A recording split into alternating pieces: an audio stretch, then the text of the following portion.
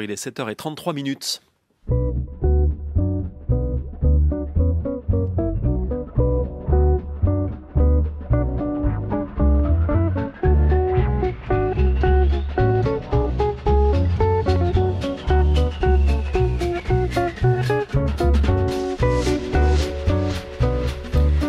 Bonjour Émilie Chaudet. Bonjour Benoît. Itinéraire bis, séquence reportage avec un sujet sensible aujourd'hui pour le gouvernement. Tellement sensible qu'après les différentes déclarations de la ministre du Droit des Femmes l'hiver dernier, le dossier est resté en suspens. Cela dit, il pourrait bien être rouvert à la rentrée. Ce dossier, c'est celui de la prostitution. Najat Vallaud-Belkacem a en effet affirmé ces derniers mois sa position abolitionniste, Émilie. Et il y a quelques semaines, à la fin du mois de juillet, la ministre du Droit des Femmes a fait adopter un projet de loi qui élargit la définition de la traite et crée de nouvelles infractions pour lutter contre les réseaux de prostitution. Déjà l'hiver dernier, comme vous l'avez dit, Najat Vallaud-Belkacem avait évoqué l'application du modèle suédois de lutte contre la prostitution qui pénalise plutôt le client que la prostituée. Modèle qui fait débat entre les abolitionnistes et les réglementaristes qui défendent plutôt un meilleur encadrement de l'exercice du métier. Alors selon ces derniers, en effet, si ce modèle a fait légèrement reculer la prostitution dans la rue, il n'a pas pour autant bloqué son expansion sur Internet. D'autre part, les associations et collectifs de défense des prostituées s'inquiètent aussi de cette possible pénalisation du client qui ne favoriserait pas, selon eux, un meilleur climat de sécurité pour les prostituées dans l'exercice de leur travail. Débat épineux donc, dense aussi au vu des arguments défendus par les deux parties, parce qu'elle représente plusieurs conceptions bien différentes de la prostitution. Celle des abolitionnistes se focalise essentiellement et à raison sur les réseaux, mais c'est oublier aussi la parole des prostituées dites indépendantes comme Claudine. Elle a 66 ans, cela fait 40 ans qu'elle travaille au Bois de Boulogne. Elle fait partie de ces voix qui revendiquent la prostitution comme étant un métier. Ce sont ces termes d'utilité publique. Je pars jamais du bois sans, je vous dis, minimum sans avoir fait 10 clients. Je dis bien minimum. Je vois mardi là, dès que je suis arrivée, je n'ai pas arrêté de la journée. Je n'ai même pas pu manger mon casse-dalle, c'est pour vous dire. Mais moi, j'ai même un client qui venait avec sa femme. Enfin, sa femme, elle restait dans la voiture. Elle lui a dit, moi, je préfère que tu ailles voir une fille comme ça que d'avoir une maîtresse. Puis l'autre fois, notre client était dans la voiture, son portable, il sonne, il répond. Ça, c'était sa femme. Elle lui a demandé, t'es où? Elle dit, je suis au bois. J'ai dit, tu dis à ta femme que tu es au bois, toi? Oh, même il y a longtemps qu'elle sait que je viens te voir.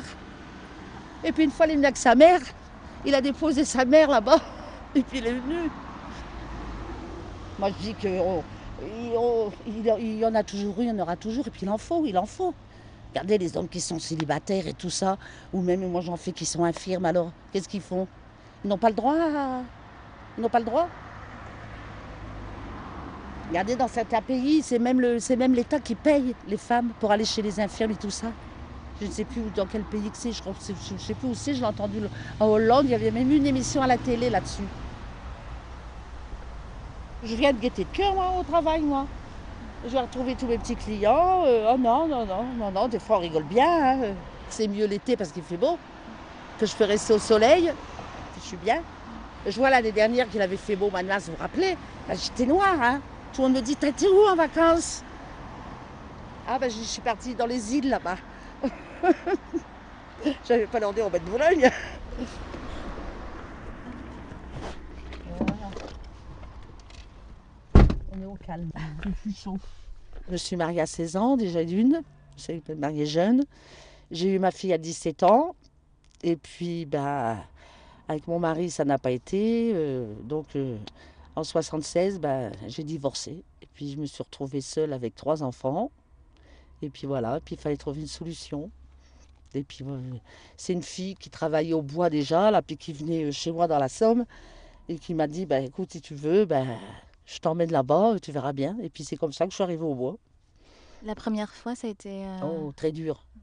Très dur. D'ailleurs, je ne suis pas restée, je suis repartie. Hein. Puis au moins pendant 15 jours, je n'ai pas pu revenir. Puis après, et puis je suis revenue, et puis j'ai dit... Claudine, il faut que tu... Et puis voilà, puis c'est parti. C'était dur, hein, toute seule avec 3 enfants. Moi, je travaillais dans la restauration avant. Hein.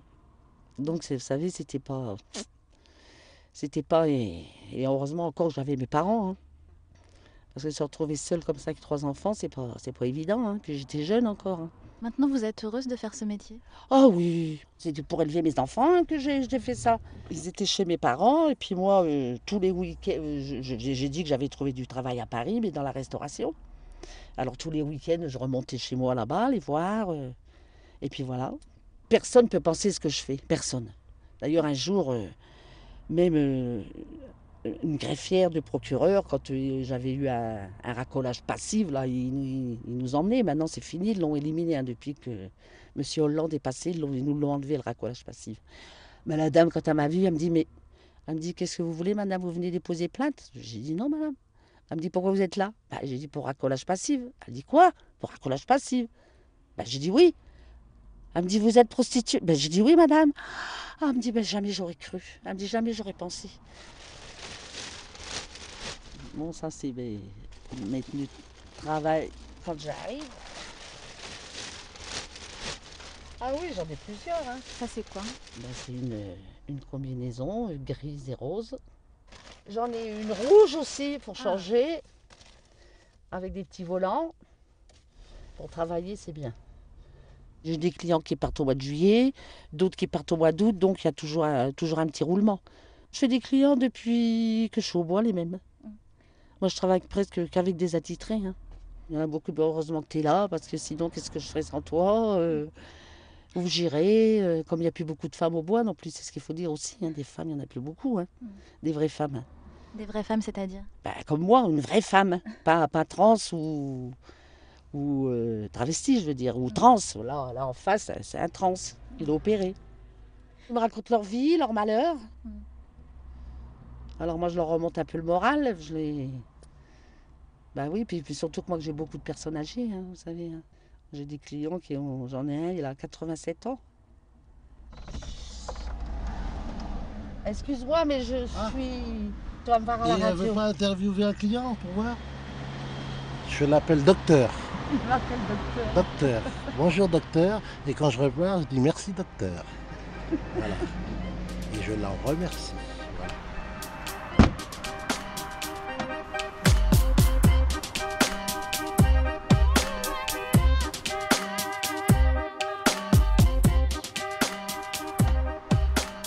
Avant, on était emballés. Ils nous emmenaient au poste.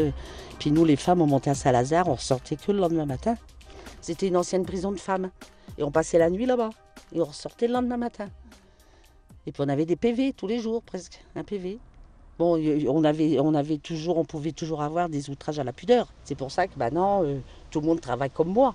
Comme on ne voit rien. On ne peut plus avoir d'outrage à la pudeur. Là, c'est pour ça que vous avez mis des cartons et des... Oui, comme ça, la police ne peut rien dire.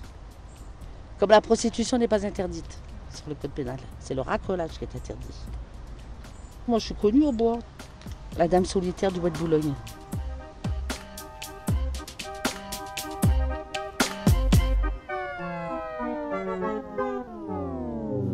Reportage d'Émilie Chaudet, itinéraire bis pour les matins d'été de France Culture. Merci Émilie.